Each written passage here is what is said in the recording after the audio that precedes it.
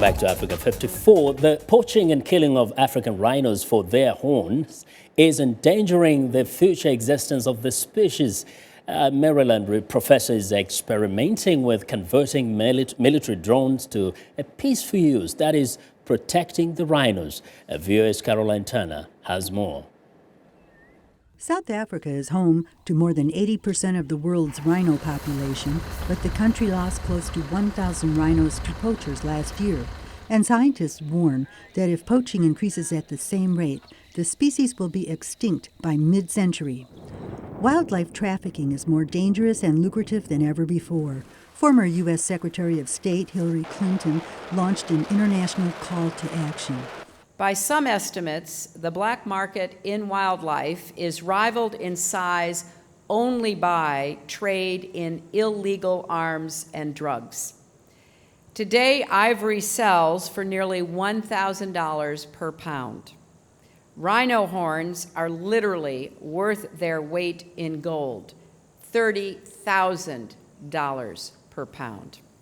The street value of one rhino horn is worth about $500,000. The black market value of rhino horn poached from South Africa alone totals $500 million for 2013. The World Wildlife Fund estimates that global wildlife trafficking is estimated to be a $7 to $10 billion industry. The poaching is fueled by criminal syndicates operating out of Asia and Vietnam, where rhino horn is a status symbol among the wealthy. It is promoted as a cancer cure and an aphrodisiac when ground up and taken with food or drink, but experts disagree. South Africa could win its war against poachers if Tom Snitch is successful.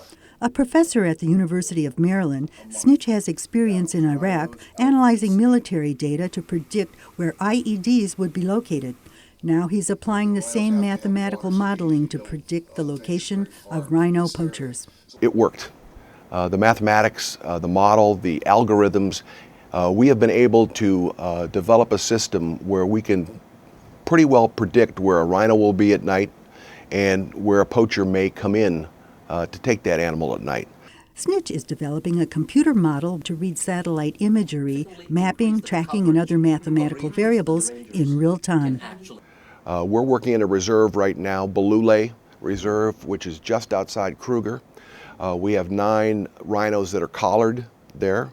4 times a day, the rhino sends a signal to the satellite, and we get the data so we know where the rhinos are. And we begin plotting them on our imagery. Okay. Now, how do we protect the rhinos this night? And here comes the third part of the equation. The first one was the satellite, the mathematics. The third part is the UAV. His team programs Falcon drones, which are unmanned aerial vehicles, at a cost of $20,000 each for this unarmed, non-military application. The UAVs fly in corridors defined by a mathematical model. The images are real-time, so the rangers can be positioned between the rhinos and the poachers before they strike. We've put up a wall between the animal and the poachers, and we have what we call an aerial curtain flying above to let the rangers know that, okay, you're off by 300 meters or 500 meters. We see the poachers at 1.5 to 2 kilometers away. They're walking to the bush. It's going to take them 45 minutes to get to the animal.